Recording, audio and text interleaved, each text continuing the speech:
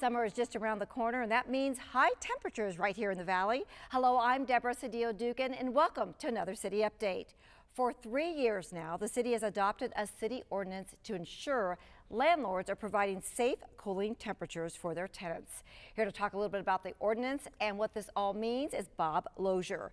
Bob is the Code Compliance Manager for Neighborhood Services. Bob, it's great seeing you. Thank you so much for joining us today. Thank you for having me. Yes, summer is just around the corner. So what does that mean? What is the city ordinance all about?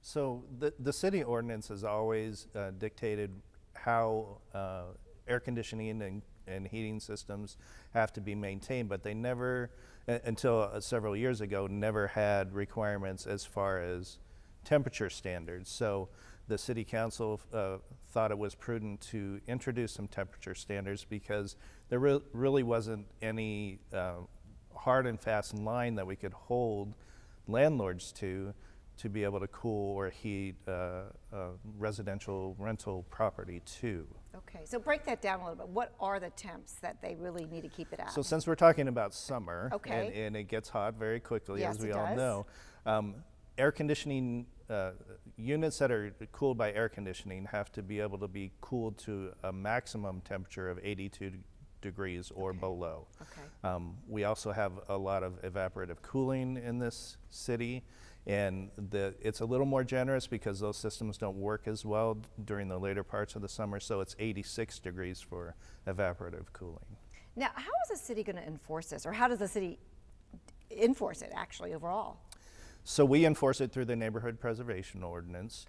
We generally do it on a complaint basis, but every once in a while we'll get a referral from a first responder, say a police officer, or a firefighter that's gone out on a medical call or a criminal situation, and they come across conditions that seem not quite right, and then we refer it over to us. But generally it's a resident call, and typically it's a tenant that's having issues with cooling in their building. What advice would you give a tenant, I mean, who's watching this right now, who may have no idea and they've had issues or problems? I mean, I guess most importantly is to educate yourself.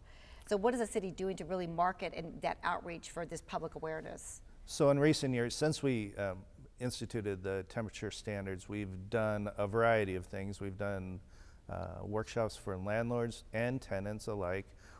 We're also developing a plan to reach out to some of our partners in the faith-based and nonprofit communities that help place people into residential rentals. And then we also offer information through our landlord tenant counselors who are housed in the Neighborhood Services Department. Well, that's wonderful. And what kind of impact has that? I mean, people are now, have you seen a spike in calls or getting information out there? For folks? We have experience in the last few summers. We are getting more calls. People are we're finding that people are more educated about the ordinance and are learning about their rights as tenants.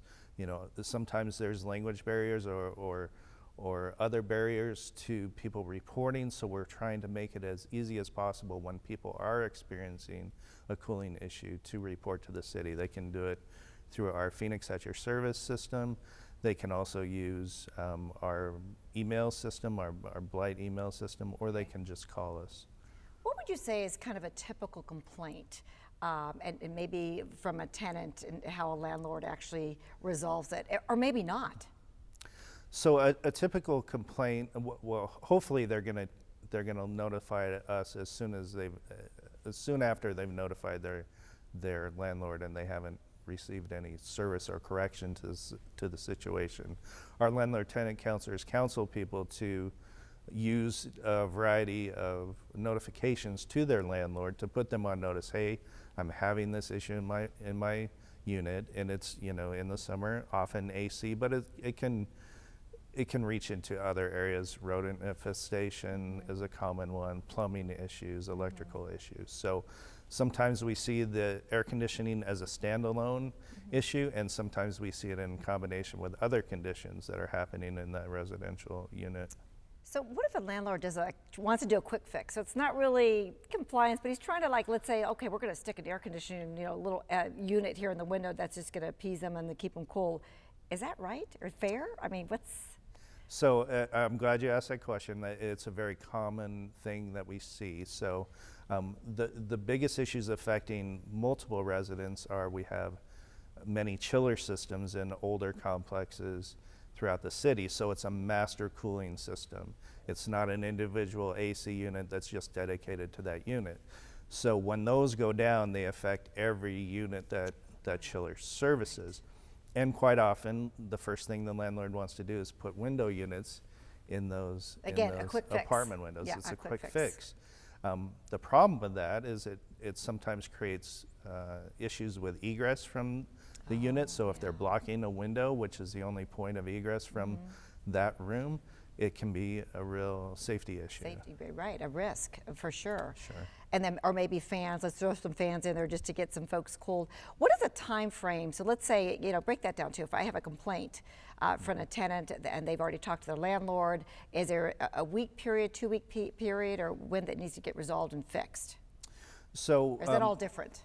Well, it can be different. It really kind of depends on the individual situation. If we are called out to an apartment complex as a chiller that's gone down, and we're going into homes, people are letting us in to take readings, and you have temperatures that are spiking over 90 degrees, especially if you have vulnerable populations, yes, of young course. children, elderly, people with medical conditions. Yes. It can become a very hazardous situation pretty quickly.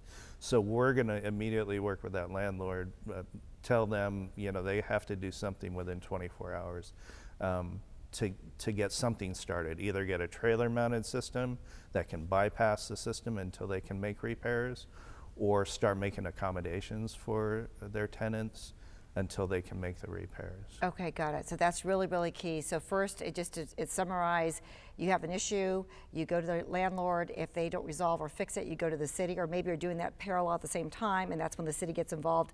Is there a fine, or what actually happens if they don't take care of this? So we can take several different legal actions. Okay. We issue a notice to begin with to make sure they obviously we're talking to them verbally, but Correct. we also follow that up with a written notice to Excellent. detail the codes that they're in violation of. Good. And what their corrective actions are. Following that, we would move into a civil citation process. Fines per charge are range from $100 to $2,500 per Wow. charge. You can be cited every day. Oh, and my in some goodness. cases, we have to do that to get the attention of the landlord to take action. And if it's multiple unit, I mean, multiple units, it could all quickly be tens of thousands of dollars It can- in it just can one add up. apartment complex or a condo or whatever. So, Yes.